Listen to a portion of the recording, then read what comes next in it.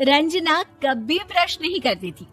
उसे कितनी बार उसके माँ बाप ने डांटा, लेकिन उसका कोई असर उस पर होता ही नहीं था, जिस कारण से उसके दांत पीले पीले हो जाते हैं।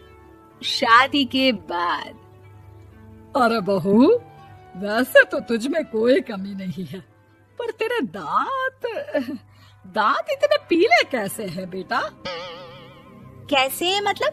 कोई सर्जरी थोड़ी ना कराई है।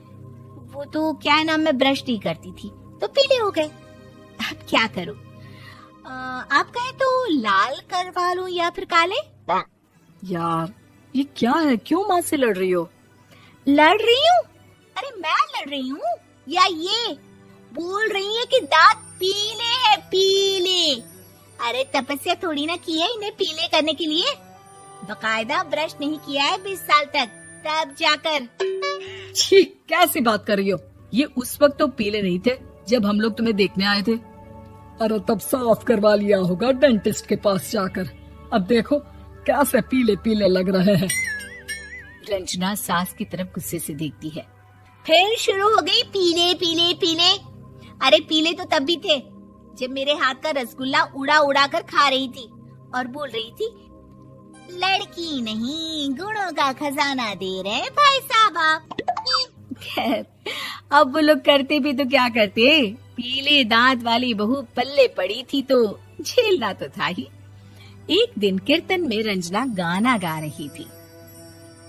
अरे कमला बहन, माँ का द्वार है, यहाँ तो सब शुद्ध होकर आते हैं, फिर अपनी बहू को ब्रश भी नहीं करवाती तुम। दूर से पीले पीले दांत भक्ति में बाधा उत्पन्न कर रहे हैं। अरे कोई 2 साल की बच्ची थोड़ी ना लेकर आई हूँ मैं बहू बनाकर।